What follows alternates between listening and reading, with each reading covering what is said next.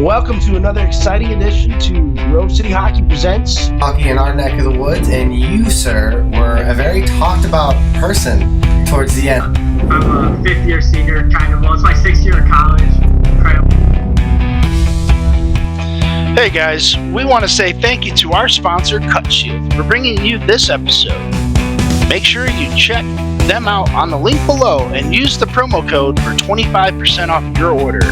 Used by all 32 NHL teams and players, Cut Shield is the premier protective player clothing designed by players for players.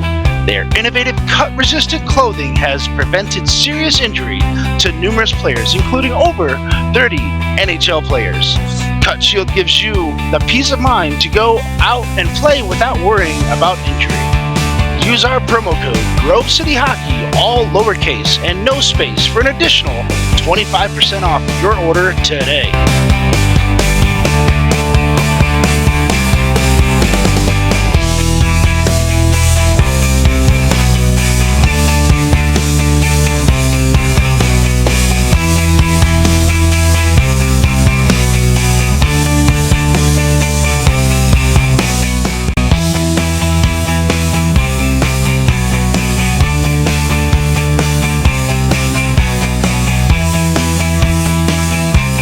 Welcome to GCH Podcast. I'm your host, Ben W. Stock. With me is my co-host and a very special guest. I've got freelance broadcaster Andy Zilch. Andy, we wanted to bring you on because not only were you a major part of calling State Wars this year, but you were also at NARCH Pro, helping out in the tournament directing aspect as well as calling a couple of the games. So we wanted to bring you on, get your take on what the roller season had to offer for us this season. So first off, welcome aboard. Thank you so much for taking the time to join us. We really do appreciate it. Yeah, no problem. Thank you so much for having me on. It's a pleasure to talk some hockey. I love doing it. Cool. Chris, how you doing, brother? You doing good? All as well, man. Just happy to be here. Awesome. How All you right. doing today? They go by good? Yeah. Yeah, it went well. You know, I didn't have. I think so. Work's a little crazy right now. We have like a lot of extra drivers because I drive a fork truck for a major automotive company, and work is a little slow. And so it's kind of interesting how we have we had a split shift start today, and I'm like, okay, so what high-lows are you going to be driving? Because we don't have enough high-lows for the drivers that we have for our shift right now. And the boss is like, I don't know, figure it out. So luckily we had I know. Luckily one of the guys decided to bounce out early. So the other guy, the split shifter, just took his high-low. So because it really is that slow right now. And I keep asking my wife, I'm like, hey, can I take a couple hours off here, a couple hours there? I tried to take some time off for tomorrow because it's my daughter's first birthday, and my wife was like, "No." I was like, "Come on, like let me take a little bit of time." But next week, Friday, I got 4 hours off, so I'm excited for that. Bro. Good for you. Yeah, but yeah. So Andy, tell us a little bit about you. How did you get involved in? Let's just start with the broadcasting aspect, because right now you're a freelance broadcaster. How did you get what was your peak interest in broadcasting in broadcast journalism, so to speak?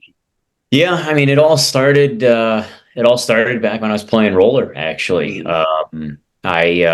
I grew up playing ice. I didn't even really know what roller hockey was up until about the age of like 14 or 15 when I got to high school in St. Louis, Missouri, and was not good enough to take a whiff of that ice hockey club that we had at CBC in St. Louis, Missouri. So I was like, all right, well, if I'm not going to be playing ice for the rest of my life, I grew up as a child wanting to play in the NHL and standing at 5'9" back in the early 2000s, that was not an NHL player. Yeah, no, fortunately not. No.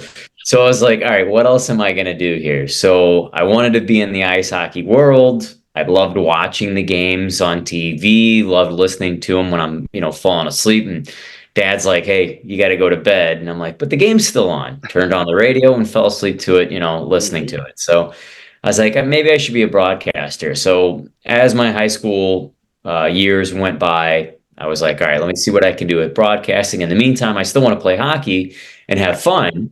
And I decided to dip into roller. So it all kind of unfolded into one thing in terms of roller hockey and broadcasting. And that carried all the way to college, where I went to a really prestigious broadcasting school, which also turned out to be the most prestigious roller hockey school in Lindenwood University. So it kind of all worked out for me, and I was able to have fun with roller and able to get serious with broadcasting. Yeah. Nice. Now, Two birds, one stone. were you? He said two birds. Yeah, you got killed two birds with one stone with that one. Absolutely. Yeah. It's like talk about hitting a home run with no outs. I mean, that's Right. Yeah. So, what was it like? Did you get a chance to play any college roller hockey? I mean, you being around the Lindenwood program, it's not necessarily in the initial stages because they've been around for a minute.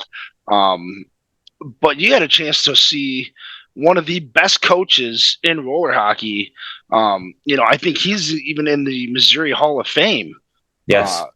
Which is something that is unheard of, especially for roller hockey at that state level and the collegiate level. The whole state? Yes. Yeah. The whole state? Like, they have a Hall of Fame. He's in it? Yep. Yeah. That's pretty sick.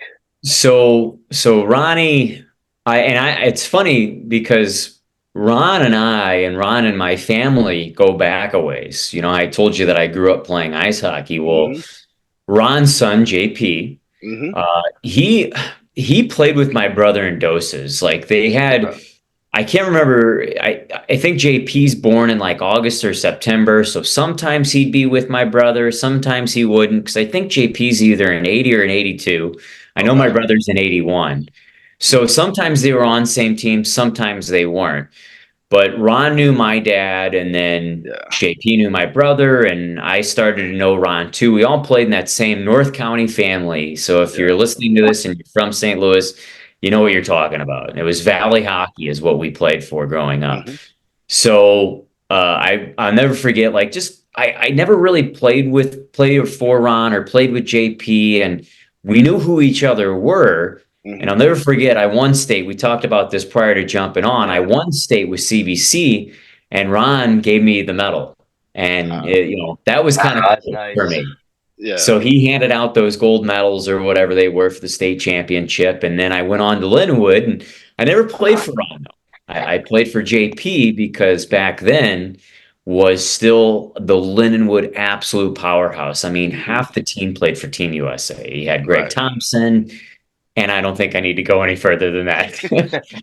So they had just a laundry list of guys that were just incredible playing at the collegiate level there at Lindenwood when I was there. And I was still there just to have fun. I went time, and those guys were extremely serious about roller hockey, and I wasn't there. So I was on the B team, which is now called the AA team, and still won some national titles, still had a great time, still took it seriously on the rink, but my end of the game passion was broadcasting, and they knew that because I think I took my sophomore and my junior year off, so I was kind of back and forth playing with Lindenwood, and then I won my freshman year and I won my senior year. I do remember that. Yeah, that's awesome, and it's so cool because not only did we've had JP on the broadcast before, and I tried to get him on right after the NARCH Pro finals. Like I tried, but I didn't realize that it was literally State Wars was starting like within 3 days after. And I was like, oh, buddy, like if you can squeeze some time in, we'll make it happen. And the cars just didn't line up. But yeah, definitely getting JP back on. And he did say he was going to try to get me in contact with his dad to jump on as well. So if you get a chance to check those episodes out here in the next few months, because those are going to be some pretty fun interviews, I think. So, tell me, what was it like learning about the game of roller hockey from, I mean, like you said, JP, I think he's an 80, like he was born in 80. But here's a guy that has, I think, 8 gold medals and 2 silver medals and 1 bronze within that 11-year span. And that was just up until I think 2009. If I'm not mistaken. So you had a chance to learn, from one of the greatest inline hockey players at the time, and still I still think very highly of him. It's insane, like the level of skill that he's able to provide. And I think he even played against my wife's cousin's husband, Billy Zalba, an ice when he was playing with the Missouri River Otters, I believe. It was looking back and like now, as we get older, you process things a lot better. Oh yeah. And watching roller hockey now and like completely fully understanding roller hockey, and even 10 years ago when I was in my late 20s and completely understanding everything now, looking back at what I was coming into college, I was probably the most frustrating guy to coach because I had that ice hockey mindset, right? I was going forward and I wasn't stopping. I wasn't pulling back. And I'll never forget one shift I had. The killer thing for me was don't pass in front of the net, right? Yeah. So I never wanted to do that. So we'd start a breakout. And at the time I was playing with a defenseman, his name was Dave Warren. Mm-hmm. I would take the puck and I was on the right-hand side of the floor. Okay. So I'm a left-handed shot. And what I'd do is I'd pivot, rim it to him on the opposite side. I do it twice in one shift, right? Get off. Dave's like, hey, he goes, man, this is roller hockey. You cannot do that. You're stopping me from going forward. You're stopping everybody who's going forward. Right. You got to go across the floor. Next shift, hop on there. Boom. Right to Dave's tape. Dave to somebody else, and we scored. And we get back, and he goes, see, kid, he goes, that's what it's all about. And Dave Warren, I love him. I still friends with him on Facebook. I still follow what he's up to. He was such a great player, and I think he was 1 year older than me, but he played roller so much leading up to that. He knew the game, and all he had to do was say a few sentences, and it clicked for me, And That's JP awesome. the same. So to go back to the original question, I mean, JP what is it? Teddy Roosevelt, speak softly but carry a big stick. Mm-hmm. And if you've been on the floor with JP, if you get in his crosshairs, he carries a big stick because he's going to two-hand you across the shins with it. But all kidding aside, he would always just say one or two things and it would resonate and it would make so much sense. So I love JP as a coach. I still see him, on a constant basis now that I'm back. And I love what he has to say about the game and how he teaches it to everybody. Yeah, it was insane. Like I learned a lot just from my one. Like I think I had an hour and 45-minute conversation with him, and I learned way more. Just talking with him than just what initially I had gone through. And I played with some pretty solid players myself. Etan Chavera is one of them. He got to come into Chicago for a couple of weeks, and we had a lot of fun there. And then playing against, Pat Lee, David Hammond, and a lot of other, high-end roller players back in the day. So it's really interesting to see his take, how he handles the game, how he prepares for the game, and then the direction that he, like you said, a few words and it clicks, just like you said, it just clicks. And then you go, okay, now I can apply that information to what I need to do, on the floor. And it's insane how well that works out. Right. And you got to attribute that to his dad because, Ron is probably the same way. I was just thinking that too, as you were saying that, we're all products of our parents. Mm-hmm. And, I've been on the bench with Ron a few times, mostly during tryouts or during scrimmages. And it's funny, like, I think the joke was like at Lindenwood, because there'd be times where you run through teams, we all know that. Let's not kid ourselves. There'd be a lot of 10-0s. Been there before. Yeah. Yeah, but if Ron says something, 0 goals. Yeah. If Ron says something, it's serious because the team's up 8-0. And if you did something wrong, it's going to cost the goaltender the shutout. So you better listen if Ron's talking to you when it's 8-0. You did something wrong if Ron's talking to you. Yeah. So now practice. Right. So now, so tell us a little bit about your take on the NARCH Pro. You didn't get a chance to really see too much about tours this year because I believe Trapty was calling majority of those games. But man, that was a fantastic tourney. But NARCH Pro, that's where the season really started to pick up. You saw PAMA come back. They did not. They just got back from, I think, the Czech Republic. I think they were at the IIHS tournament that they had just won. And not only that, but then they had Kevin Mooney, coming back after he won 4 titles in Spain. He was looking for title number 5. Didn't quite happen, with Car Shield in that very, very tight game. I can't remember. Did you call that game?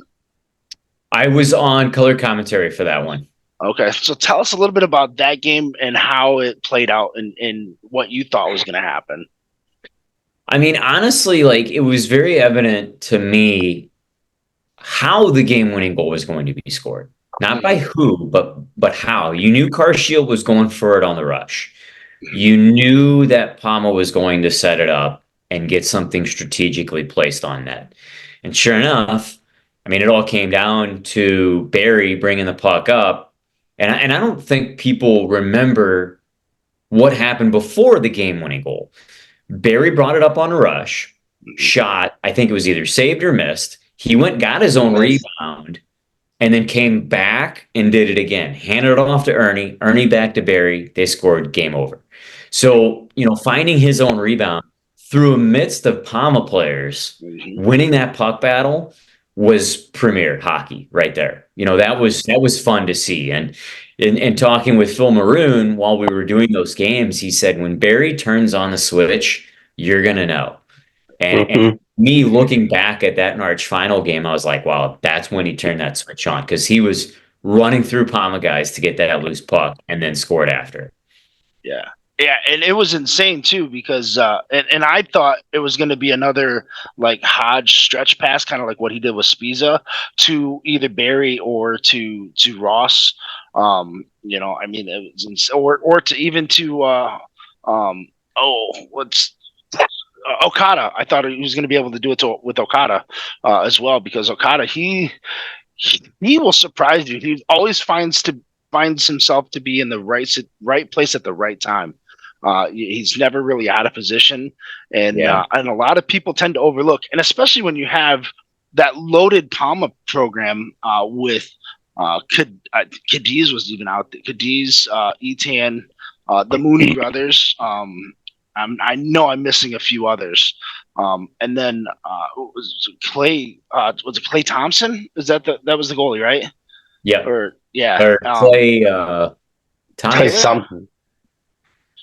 Yeah, it was one of it, something like that. It was just Thomas. Thompson. Sounds like a goalie's name. I think it was Thompson, if I'm not mistaken, but I could be wrong.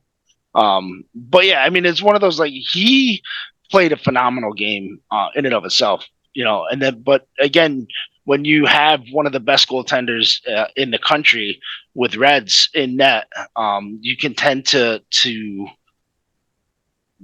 be a little more careless, I guess is the word, because he can bail you out if need be,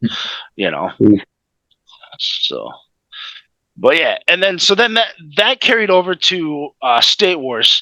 You called all of the games for State Wars. I listened to majority of all of the games because I was able to have that free time and do that. Tell us your take on that entire tournament, because let's start with the play-in, because I thought that was actually really cool. You had I don't know if you had a chance to watch any of that prior to calling the pro invitational or not, but I thought that was really cool. Yeah, You're there? I kind of had a few guys who I was checking in on from each individual team, because knowing those guys from NARCH, and then, seeing those faces again at State Wars. There's one guy who plays on Skittles, who he actually works at the rinks in Inline Irvine, where NARCH was held. So I was talking to him about the Skittles team, and he's like, dude, if we don't make it, like, that's a complete disaster for us. We came in here with expectations. And everybody says that, but I think Skittles meant it because they knew they belonged there. And I think they proved it because they are heads above the playing people, along with the Car Shield Blast team. Yeah. But they just can't, they got to find a way to get over that hump to be competitive in the NARCH Pro now. I think that's where their problem lies. So Yeah. I did catch some of those playing games, and it was fun. But the intensity rises when you get to the full on tournament. So I had a lot of fun doing all those games like you spoke about. Yeah. What was some of the teams that kind of surprised you, during that tournament run? Because I can tell you which team it was for me, but I wanted to hear your response first. Unfortunately, in a negative way, the Tour Roadrunners. Yeah. I seen them play. Phil had it the best. It's not their tournament. Hmm. You're gonna have some bad weekends, you're gonna have some good ones, and they thought maybe game one was a bad hiccup, and then it carried over into game two, and then game three, and then all of a sudden they're done. Like, I think they got a win. I can't even remember. I think they got one win, three losses in that round robin, and that was a team that was supposed to be there. The Wings weren't. And then I guess for the positive side, the Wings, they picked up, I believe, both Baldwin guys 3 days before the tournament began. So Wow. it's funny because I talked to Charles Baldwin after he had that 8-goal performance back at NARCH, and I asked him the next day, I was like, hey, are you going to State Wars? He goes, phone hasn't rang yet, but all of a sudden it rang after that 8-goal game I had. So Yeah. he was fielding Ironic. offers, he was trying to figure out what was best. And I can't remember if I heard it from him or if I heard it from somebody else, but he inevitably decided on the Wings because of his brother. Okay. So to me, I think all of a sudden they had a really good team that they formulated around Travis Turnbull, and they had a few other guys on that team that were really good. And it clicked. I wanted to see the Wings go a little bit farther, but not their year. Maybe they could put it together for a deeper run next time. Yeah. Chris, who surprised you in that tournament run? Who surprised me the most? Honestly, I was real surprised on the Car Shield Blast. Like, even though they didn't too high and it wasn't really on a thing, I was just surprised to see how good and well played they played together. Like, they had a pretty rough schedule, but like we talked about in the previous podcast, all like the little brothers teams coming up, and I totally thought they were just gonna get whomped, smacked on, and they put up a battle. Yeah. Yeah, they put up a real big battle for their games. For me, the team that really surprised me was the Connex Rage Cat and how fast they came out and how hard they kept scoring. I think they had. Was their over their goals for was like I think it was like 17 to 5. Going into that third game. So I was really impressed with Drew Height and his crew. They had a really good tender. I was really hoping that they would have been able to pull ahead in that quarterfinal matchup. It just didn't happen. They had the leading point guy, right? In round robin? Didn't they have the leading point guy in round robin too? Yeah, what is it? Hannison, I think is what his name was. Him and Cal were doing some work. Yeah, it was for me. It was that team. I had high expectations for after seeing the tours, and then when they came out and they caught tours on flat-footed with like you said in that first game, I think it was like 9-3 or something like that. It was pretty evident, and I always think that tours has a great like the Roadrunners has a great tours championship run, and then they kind of fizzle out at NARCH, and then they really peter out at the State Wars. Bell. Yeah. With Patty just showing up for the one event, kind of. It's like a man amongst boys. It's amazing to see, and I'm glad that we are able to see that. I'm glad that his contract allows him to do that. Yeah, hopefully it keeps going. Hopefully. We'll see. I think, didn't he just sign with Chicago? Yep. Yes. Yeah, so Yeah. that ought to be interesting. And that maybe, oh no, we're in trouble if he brings Connor. That'll be Let insane. that man play. That'll be Yeah. insane to see Connor and Patrick on the same line, on the roller rink. That'd be interesting. That'd be a game. Yeah. That And then sold out crowd and everything. I think that's how you pack the arenas right there. So what was some of the things that you really liked seeing with the playoff format? Or not necessarily the playoff format, but with this play-in, because I thought it was a really good idea to go, hey, we got 16 high quality pro teams. Granted, there's like 4 or 5 teams that kind of set themselves apart from the rest of the field. But it's nice to see that those other teams, can battle each other out and see who truly deserves to be in that, I don't want to kind of like that premier status, kind of like what you have with the regular relegation system that you see like in European football. Well, it also, it gives, like you guys were talking about earlier, the quote kid teams an opportunity. Your Black Guys 2.0, the Car Shield Blast kids. When the Car Shield Blast team came in with it was a bunch, like, let's call it a bunch of Linwood kids and then, a set of brothers with the Bradley brothers. Yeah. But, it brings those kids a little bit of an eye opener of this is what I need to work on now. And this is the game that I need to achieve in order to continue success in roller hockey. So I think it's really cool. It's like calling somebody up from, minor league hockey almost. Yeah. It's bringing them realization of what is acceptable for you to play with them in and then win. So it really gives a good shot for younger players and younger teams. And at the same time, it gives older teams a chance to get a stab at it again. I mean, I think Team France is also a nomination for a team that surprised me, by the way. So I'll give a little tip of the cap to them because they completely swallowed up that Car Shield Blast team, the kids. And they had one line that was really thumping and they were going. And then that game, Blast, everybody was going for Team France. So they proved that they belong in that main pool and not the play-in. So, I think if they would have fallen back, that would have been a really bad hitch in their step walking into next year. So, it's a fun little caveat to the tournament that you have, the play-in, and teams could be fighting for their lives on day 4, not even getting a chance to crack in the State Wars final. Yeah. Yeah. I thought it was interesting. And kudos to you to mentioning the Team France because, they had an incredibly tough draw. They had the worst for everybody. Yeah, they had they had Car Shield.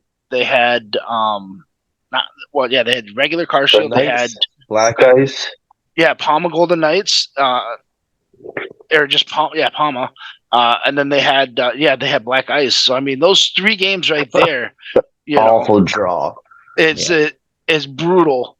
And then they got the play-in game. But I think you said it best on the broadcast was that when they scored a goal, it was a goal that they worked hard for, and it wasn't just some garbage goal.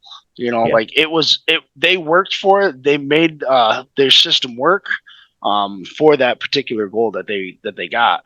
And then it was evident, like you said, when they played Car Shield Blast, that they truly belong there.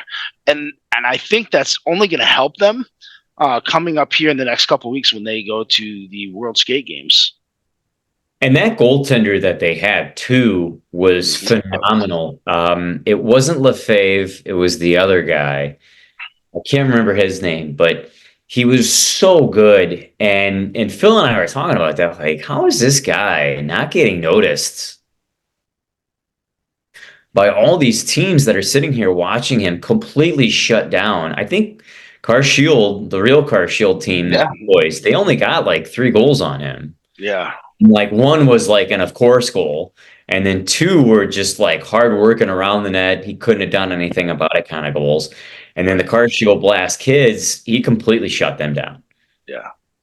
Yeah. And, like you said, it was one of those things where you just, you go, okay, hey, they wanted to play the best of the best. They played the best of the best. And, they went home licking some wounds, but they showed that they truly did belong in that division. I was really kind of hoping to see Team Sweden do a little bit better than what they did in the play-in, because that would have been kind of cool to get a little more international flavor going on.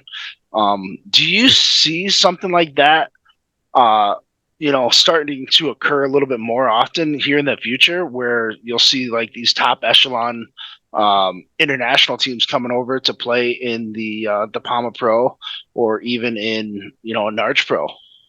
I certainly hope so. I mean, Team Spain, or not Team Spain, but just Spain in general, Mm-hmm. they had probably 15 or so teams in Arch. Yeah. And it was one guy who was handling them all. So, like we opened this podcast up with me being a tournament director. I saw him between me and one of my other counterparts that were tournament directors. We had probably 6 different conversations with him just about the team, how they're doing. Obviously, we had to take care of the X's and O's, the paperwork, the rosters, all that stuff, who's wearing what number, etc. But like he was handling them all, and he had like a manila folder of adults and then a manila folder of all the kids. So that program is getting built up so much, and they were good and they were fun. I don't know if they traveled with other type of fans. I know other teams were watching them, but when they scored, the house was down. I'm telling you right now, it was fun. For them to bring that, 100%, I'm on board. And some of those Hispanic teams from Mexico that they were bringing up too, incredible. Like, Yeah. how can you not have fun with that type of contagious atmosphere? Like, I love it. I love it. I love it. Yeah. It's incredible. I was talking to a couple of Team Mexico national players just recently too. And that episode I think already dropped a few weeks ago. They were going to bring up a team to play in, I think, the Gold A bracket at NARCH Pro, just to kind of get their feet wet for the. They wanted to go to Pan American Games, but their federation decided to do a little bait and switch. But they are going to the World Skate Games, so I think that's where the bulk of that those practices were. And the games were kind of geared towards, was getting them ready and prepared for the World Skate Games. Very nice. Yeah, it's getting very popular down in Southern America, roller hockey. I just keep seeing him on Instagram, dude. All the pro games, dude. What's his face from Grand Canyon always goes down there, and to see Spain bring a team up here would be very nice. I'd love to watch. I haven't got to see it. Just clips on the internet. Yeah, they look like a fun team to watch. Them and the Chinese. Yeah. Yeah. I'm curious to see how the Chinese, the Japan, Chinese Taipei or Taiwan. Technically, I think you're not legally allowed to say that anymore for whatever reason. Watch your mouth, man. And then I know, right? I'm ignorant. I don't know yet. And then of course the India program, which you were excited about. Yeah. I want to see how they do. That's the first time I ever heard of hockey in India. Yeah, and I think they're going to surprise you. So it'll be interesting to see. I don't know if you know too much about the World Skate Games, Andy, and what they've got going on. I know that it's the same format: junior men's, junior women's, senior men's. And I think there's going to be about 54 countries, I think, participating this year. Oh. So, it's getting much, much bigger. I did not know that. That's awesome to hear, though. Yeah. Dude, I don't know if it's going to be quite as that many. It could be 34 teams. Still good. Still good in my books. Yeah. But there's teams, Right. like I said, Japan, India, China is all coming. I think there's a New Zealand team. Australia might be sending a team. Netherlands well. has one. Yeah, no, I think there was Slovenia was sending one. So I mean, a lot of the countries that have strong hockey backgrounds are finally starting to send some of their programs over. Aside from the obvious Team USA, Canada, Mexico, Czech Republic, Spain, Italy, the French team. As you know, you got a chance to just see them play just a few weeks ago. So yeah, it's going to be pretty interesting to see. And then, of course, you just had the Pan American Games, which was down in Colombia, if I'm not mistaken, where you had Ecuador, Colombia, Mexico, Team USA, and I think there was a couple other teams as well. They just got done with their tournament. Team USA did win the gold. They took on, Canada was also involved in that. But the Team USA beat Colombia. And we're going to get Ryan Magic Marker, the tournament MVP, will be on next week. So that's going to be a Magic Marker. What a name. Yeah. Yep. So, I wonder how he got it. If you've never seen Ryan play, you're in for a treat, because go check out his highlights on his Facebook. I'll send you a link to it. After the show. And he had a phenomenal tournament run, and so he was named tournament MVP. So, yeah, good for you, Mr. Magic Marker. Kudos. But yeah, and then we also had Peter Wirt, the voice of the World Skate Games, just kind of like how you're turning into be the voice of State Wars in the PAMA Pro. We had Peter Wirt on, and he was telling us all about the draw and how that was going to play out, and what he was excited for. So that's kind of like I'm excited to see how that tournament plays out as well, because again, you got so many countries, so many new countries, and that's only going to help grow the sport. It's starting to turn into, it won't be as fast as wrestling or women's wrestling, but it's starting to pick back up, where you had like that resurgence that was happening in like the early 2000s, late 90s, early 2000s, where roller hockey just exploded and then kind of fizzled out a little bit. But now we're starting to see it peak back up. And it's awesome too, like when you go to these tournaments and you talk to people outside the roller hockey world about it, and you tell them how many countries or what countries are involved. I think that's a spark of pride for me. Be like, yeah, like New Zealand came out, Australia came out, France came out, Spain came out, and they're like, what? And I'm like, yeah, it's cool. Yeah.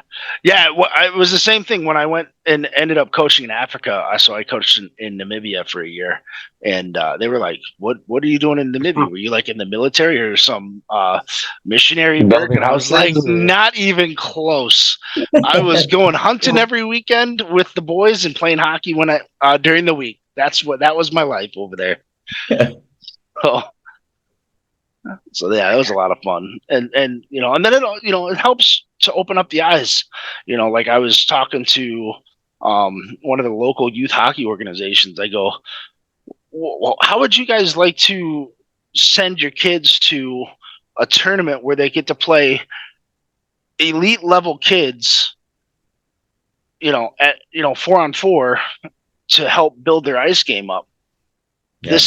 You got to start incorporating a roller hockey game with your ice hockey game, because otherwise you're going to get left in the dust, because those elite level ice programs in those other areas, I even said, case in point, look at Novi. They have a roller hockey program. Brighton has a roller hockey program, so it's just like, come on, guys, and then St. Louis, even bigger. Roller hockey is really big down there. So I'll argue it's the Mecca, but I mean, obviously people are going to say California, but St. Louis is just the hub. Teams, programs, leagues, like it's fucking huge. I like their rinks better than California's. I only played at the rinks, but I'll take LU's home rink over that rink any day. I think Andy would agree with you on that one. They got a solid rink. Ziggy runs it and everything, dude. Very well kept. You got a bar there. Like, it's top tier. I think Perry Turnbull would agree with you on that one too. He's the one who runs that and oversees it. That's awesome. So, a couple more follow-up questions. What is something you're looking forward for next year? Because you got to be coming back. I don't see them not asking to come back. What are some of the things that you want to see for next year? Because I can tell you, I can't wait to see what this PAMA Pro team does. I don't think they're going to be splitting up, or they're going to be losing too many guys for next year. I think Etan's coming back for one more year. So that's going to be kind of cool because he's 37, pushing 38. They actually age over there? No. I think he's gonna let the younger guys start to come up and let them rebuild. I mean, he's got it in a tank, though, I feel. Yeah, I would agree with you. I think because once he opened up his Dangle Dojo, he not only he's skating all of the time. I mean, not many other pro players outside of those that are playing over in the international leagues are skating as often as he is. He's literally on his skates every single day for multiple hours a day. And it's funny you bring that up. Mm-hmm. He's got so many of those damn teams. I feel bad because I'm there at NARCH at like 6 a.m. opening, right? Yeah. He's got his team playing at 6:30, and the poor guy just had his 10U team play at 11 p.m. that night, the night prior. And I remember there was one game, I'm standing in the penalty box. I'm waiting for the game to end, just to get the score sheet and go write it down and all that stuff. Mm-hmm. And his kids are like arguing on the floor who's, and he's like so tired. He's like, "Hey, I told you to come off." And they're like, no, but I don't want to be out there. And the ref's like, "Hey, Etan, like, I'm not supposed to be showing favoritism here, but you got to run your bench, man." He's like, "I know, I'm just so tired, dude." And the kids are like, "No, I want to finish the 1 minute 30." And he's like, "No, I don't want to finish it." It's so fun. Well, but the cool thing about it, though, is that those kids, they absolutely love him. Yeah. So and that in and of itself is what you want from a player or from a parent's perspective, is watching your kids fight for their coach and show the love that they have for their coach, because you don't want anybody to be angry or upset at the end of the day, especially at the younger ages, because they're developing and they're the ones that are going to help grow the sport. Right now it's just us putting in our dues and helping ensure that these guys have a place to play tomorrow. Yeah. But to answer your question, I kind of ran off track there. What I'm really kind of looking forward to is, I don't know, just the competition, honestly. I want to see, I really like this year how Carshield had a chance to do a clean sweep. I think that's cool. Something that's never done before. I want to see more never been done before things. Yeah. Maybe it's PAMA's summer, but I don't want to see a team take it all. I like seeing the good competition. And I talked about this endlessly throughout the past calendar year, whether it be with ice hockey games or roller hockey games that I'm watching for 10Us, whatever. I don't like seeing 5-1 games.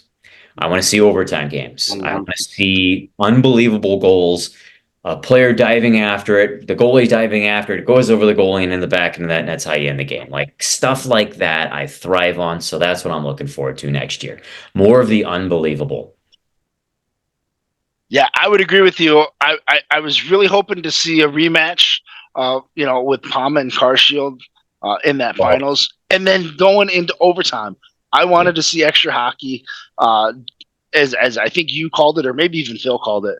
And I actually thought we were going to see that, in that finals with Black Ice and PAMA at PAMA Pro. But it just didn't happen. It was just one of those incredible goals, a goal that you never would have thought happened, and it was 1-0. Right. So it kept you on the edge of your seat, much like the Lindenwood Grand Canyon University game that went into triple overtime. That was nuts.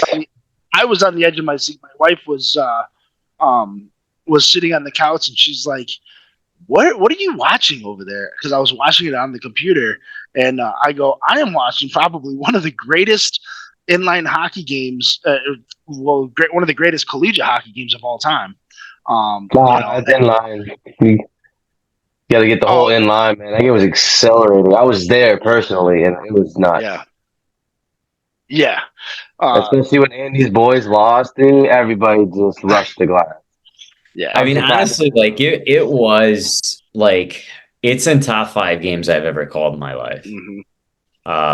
And it would have been like it would have been icing on the cake if Lindenwood would have won. It's the first time that I called the college roller hockey game since I went to Lindenwood. Mm-hmm. But at the same time, it tested me, as a professional to not sound pissed off.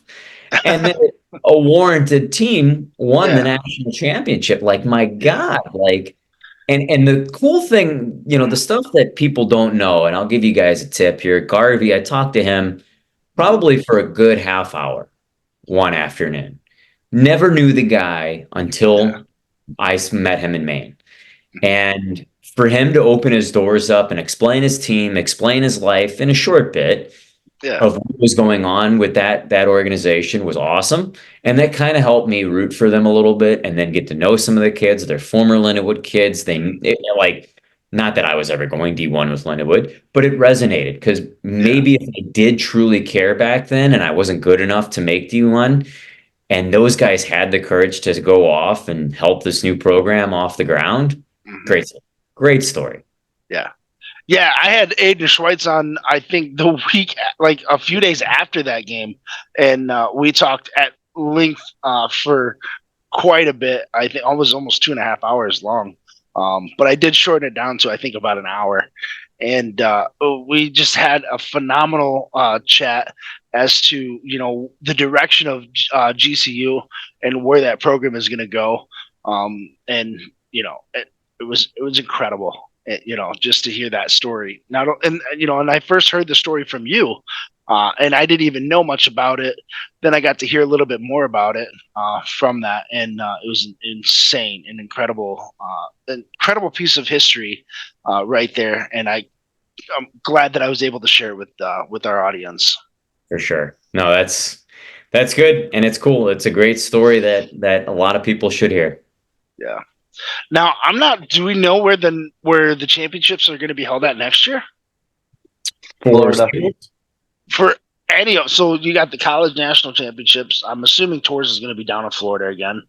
NARCH is probably going to be might be back out in the rinks, but I'm not sure. That'd be my guess. Yeah, NARCH is always in California. I think State War is supposed to be in Taylor next year. Okay. And for college, it's supposed to be down in Florida again. Well, not again, but yeah, college is going to be in Florida this year. They let us know at the end of last season. Coach found out and told, "This is to get people to come back." It's like, "Hey, we're going to Florida." Yeah, Yeah. The easy tactic. Yeah, I was able to chat with Brendan Edwards, but I didn't ask him that question, and I've been kicking myself ever since. That I forgot to ask that question because I wrote it down and then I wrote something else down and then I forgot to come back to it. Yeah, I don't think that's a secret about Florida. I think you're pretty much right about that one. I got insider information about the others, but I don't know if I can release that yet. Sorry, boys. Okay. Well, maybe you can let us know off the air. So, but yeah, that's gonna. What's that? It's not even being recorded, so you can say whatever you want. It's unrecorded, yeah. Well, that's going to do it for this episode. I'm Ben W. Stock with my co-host, the man Chris Greco, Andy Zilch. I cannot thank you enough for coming on and sharing us your story, talking to us about a little bit of hockey. And I hope you come back on so we can chit chat again.